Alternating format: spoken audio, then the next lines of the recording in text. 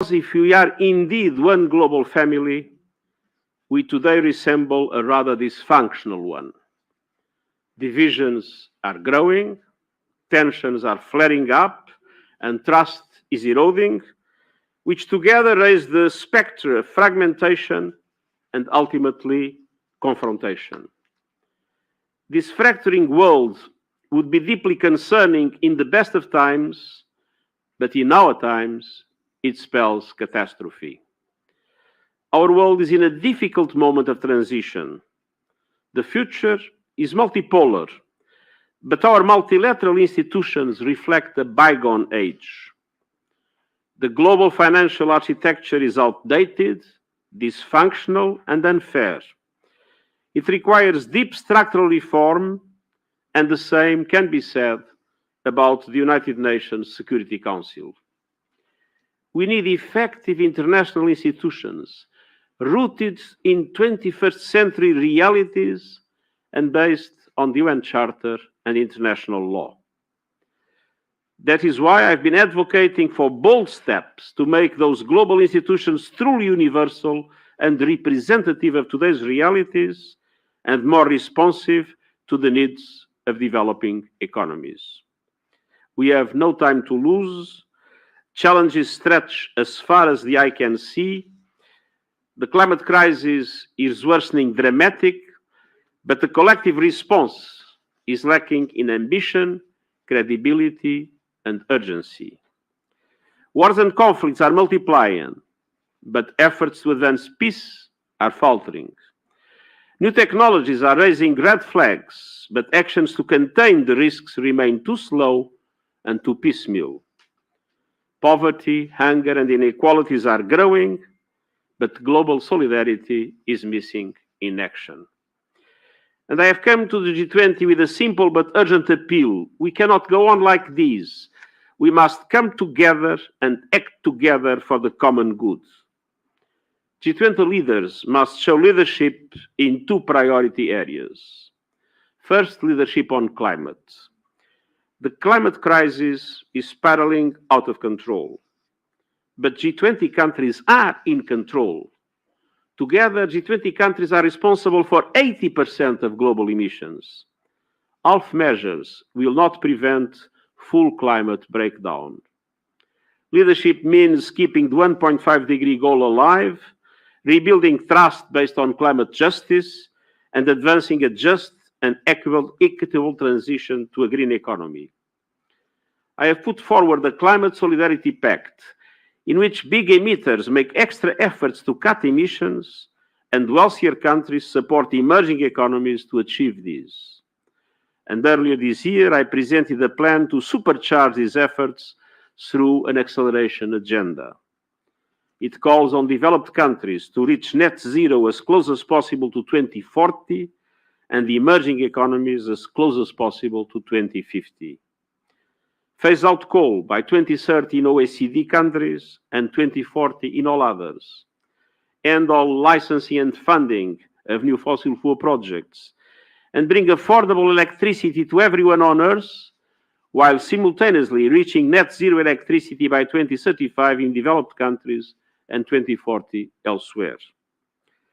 Leadership also means finally delivering on commitments to developing countries by the developed world, including by meeting the $100 billion goal, doubling adaptation finance, replenishing the Green Climate Fund, and operationalizing the loss and damage fund created in the last COP. Ladies and gentlemen of the media, second, the G20 must show leadership in saving the Sustainable Development Goals. I put forward concrete measures that would yield immediate benefits. They include an SDG stimulus of at least $500 billion per year, an effective debt workout mechanism to support payment suspensions, longer lending terms, and lower rates on fairer terms to developing countries in distress, a meaningful capitalization and change in the business model of multilateral development banks to be able to massively leverage private finance at reasonable cost to developing countries, a more substantive rechanneling of unused special drawing rights to increase liquidity where it is needed most, and a shift in subsidies away from fossil fuel to more sustainable and productive uses. Together, these actions would catalyze SDG progress and help developing economies invest in key transitions across energy, food systems, digital, education, health, decent jobs, and social protection. All of these within reach, but it will take all hands. No nation, no region, no group, not even the G20 can do it alone. We must act together as one family to save our one Earth and safeguard our one future. Thank you. Thank you very much. First question will go to, before I go to that, just a kind reminder, one question per person, and please ask your question clearly. Himanshu from NDTV, if you could stand up, please. And take the microphone, please. Thank you. His Excellency, it's a privilege. No Excellency. Yeah, okay. It's a privilege to get this opportunity to interact with you. You've been repeatedly raising the challenges on the climate change front. And I remember you once said that climate change is running much faster than we are. Now, just ahead of the G20 summit, you have again raised this very important question and tried to flag this issue ahead of the G20 summit. What are your expectations from the G20 summit in the context of the points and the concerns and the challenges that you have mentioned on climate change? My main expectation is that G20 countries assume their responsibilities. If there is climate change, 80% of the emissions have a lot to do with it. And 80% of the emissions come from G20 countries. So G20 countries must assume leadership. Assume leadership in two fronts. First, in reducing emissions. But second, in climate justice. Not all countries are equal. We need to find ways in which developed countries are able to support developing countries, but not only in the reduction of their emissions, but also in adaptation, in building resilience for their communities that are suffering the dramatic impacts of climate change just now. I came from the Africa Climate Summit. 20 of the most dramatic hotspots in the world are in Africa, and Africa is the poorest continent. So there is a basic injustice that needs to be addressed, and at the same time, there is an essential ambition that needs to be assumed by G20 countries in line with their responsibilities. Yogita, BBC News.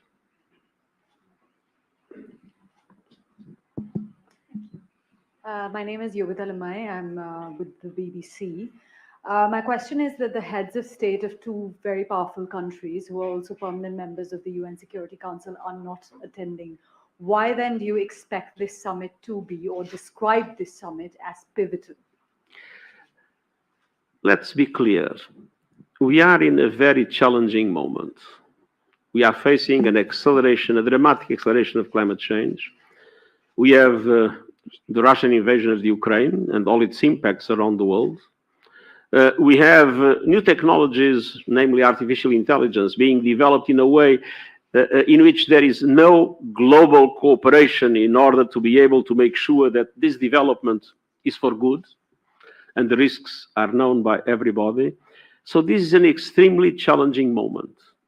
So countries must assume responsibilities independently of whether it's the president or the prime minister or the vice president that comes.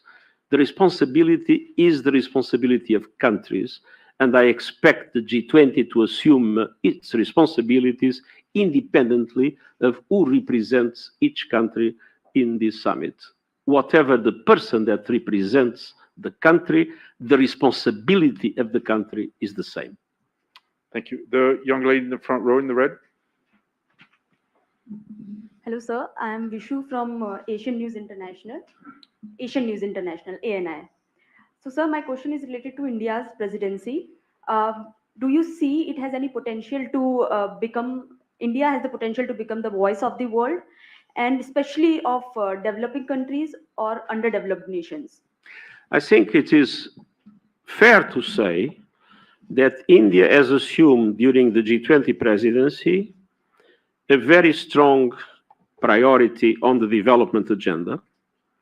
And at the same time, India has been doing everything possible to fully represent the interests of the Global South in the preparation of this summit. Now, the results will be what they will be, and the responsibility is of G20 in its entirety. But I think it is fair to say that India has indeed corresponded to its promise, not only to speak on behalf of the Global South, but to put the development agenda in the center of the G20 work. Thank you. Zhu, China Global Television, if you could stand up, please.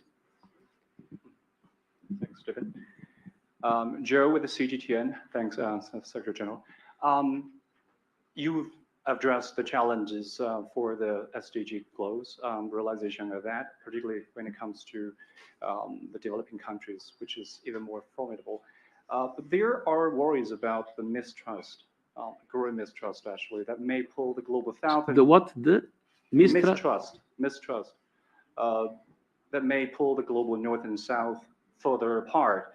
So scholars argue that monopoly of advanced technology by the north, and also these, as you said, emission rules, and also financial issues facing those developing countries, and also the Ukraine crisis, kind of like in the context of ideological confrontation. So now we are expecting AU, African Union, to join G20 to add some voices from the global south.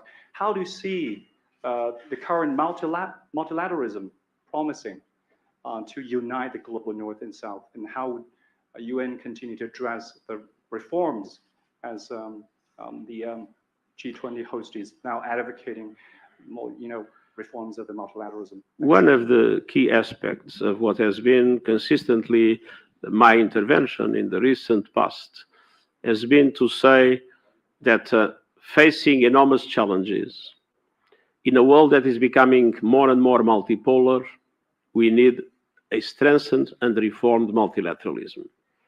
Some people think that if the world is multipolar, then peace will come by itself. It's not true. Europe was multipolar before the First World War, and in the absence of multilateral institutions of governance, the result was the First World War. So the multipolarity requires strong and reformed multilateral institutions. But when one looks at the Bretton Woods system, or when one looks at the Security Council of the United Nations, they do not reflect today's world. They reflect the world at the end of the Second World War in 1945. Many things have changed. And let's not forget that when these institutions were created, the majority of African countries would not even exist as independent countries. They were still under colonial regimes. So it is clear that if we want multilateral institutions to work properly, we need to adapt their structure, their organization, their power relations within them. We need to adapt them to reflect the reality of today. And this is true for the Security Council, it's true for the Bretton Woods institution, it's true for institutions related to trade, to science, and to many other aspects. We need strengthened and reformed multilateralism to face the challenges of today. And we cannot do it with the institutions of the past. Amit, right here from India Today. If you wait for the microphone, please. Right behind you. Thank you. Namaste, sir. I'm Amit Bhardwaj from India Today. You yourself said that the UN Security Council is outdated, and considering the situation of the present, the way India is voicing the voice of the global south, do you think that number one, there's need to broaden the UN Security Council, and India is a strong contender to become part of UN Security Council? It's not for me to define who will be in the Security Council. It's for member states. It is obvious that India is today the country of the world with the largest population, and it is obvious that India is a very important partner in the world multilateral system. But it's not for me to decide who's going to be in the Security Council. It is for me to say that I believe we need the reform of the Security Council to reflect the realities of today's world. Thank you. The young lady in the green black stripe right there. Good evening. I'm Divya from the Indian Express. Do you think India presently has the credibility to be a mediator in the Russia-Ukraine conflict? Do you mean To be a mediator in the Russia? Can India be a mediator Can in the India be a Russia-Ukraine mediator? conflict? Can India have a role to play as a mediator of Russia? I think that when you have a conflict, all efforts of mediation are extremely important. But I don't think we can blame India for the fact that the war is going on, is dragging on. I am not very hopeful that we'll have a peace solution in the immediate future. I believe the two parties are still decided to move on with the conflict. And obviously, we need to pay tribute to all those that, with good intention, try to do everything possible for this dramatic situation to find an end. The gentleman right here in the front row.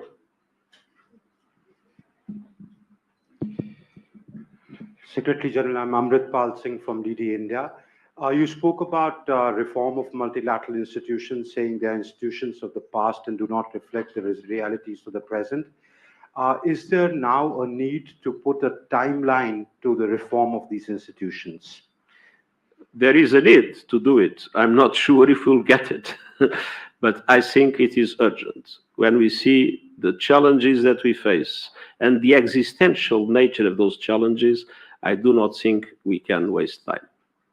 Thank you. The gentleman in the black there with the beard. Yep. Hello, I'm David Asta from EFE News Agency. I wanted to From, ask, sorry? EFE News Agency, the Spanish news agency. EFE, the Spanish news agency. EFE. Yes. You can speak in Spanish if you want. I'll do it in English, that's fine. What will be your message for the Global South when you go to Cuba for G77? Well, my message is very clear. I think it is very important that the countries, the developing countries, fight in order to make sure that we reach the transformations that are needed in international systems to create the conditions for them to face the challenges and to be able to regain momentum in their development. And they need international solidarity and they need justice in international relations for that. But at the same time, a message to ask countries in the Global South to adopt their own reforms, to ensure good governance, to mobilize their own resources in order to guarantee that the Sustainable Development Goals become an effective priority in their own internal policies. Gentleman in the back in the blue blazer. Thank you, Secretary General. This is Reza from the Hindustan Times. My question is, you flagged two very important issues, climate and SDGs, and that has been discussed a lot at the G20 meetings that we've had throughout the year. But also we've seen that the Ukraine issue is one of the things that has come in the way of a joint declaration. Is it because of the dysfunctionality of the UN that bodies like the G20 are being asked to do more to handle conflicts like the Ukraine war? Well, it's easy to blame the UN for what the member states do. But it was not the UN that invaded Ukraine. It was not the UN that created the conditions for this conflict. So let's make things clear. The responsibilities of member states must be assumed by member states, and let's not make the UN the scapegoat of the failures or of the negative actions that are committed by member states. Thank you. Last question, gentleman in the white here. Thank you, Secretary General. Shashank Mattu with the Mint. So you've called for a stimulus program of about $500 billion in additional spending for developing countries. Are you optimistic that at this G20 or in the coming years, the developed countries will be able to mobilize that kind of funding for developing countries? You've led a Western European country yourself. Do you think there's any possibility of that happening?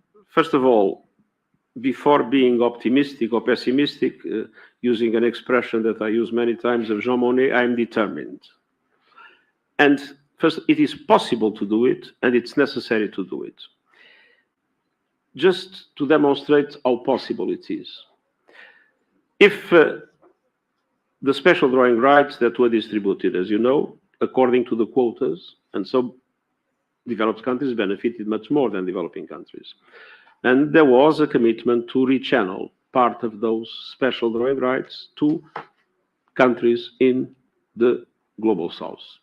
Now, imagine that beyond the $100 billion of rescheduling that was more or less promised, that it was possible, and I believe it is possible, it's a matter of decision and of assumption of solidarity, to have an additional $100 billion put at the disposal of developing countries. And imagine that you use the multilateral development banks to do so.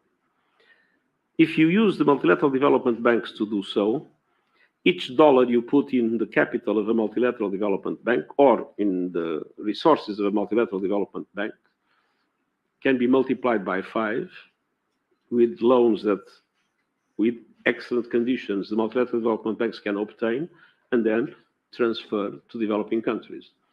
5 times 100 billion is 500 billion.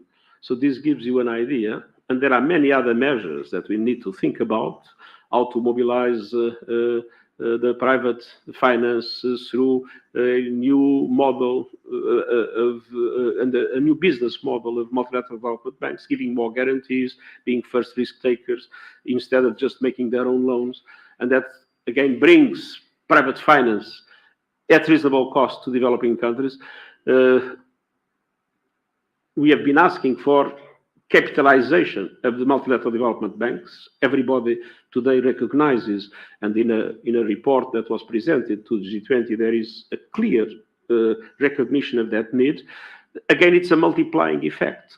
So there are many ways to get it. It's a matter of political will.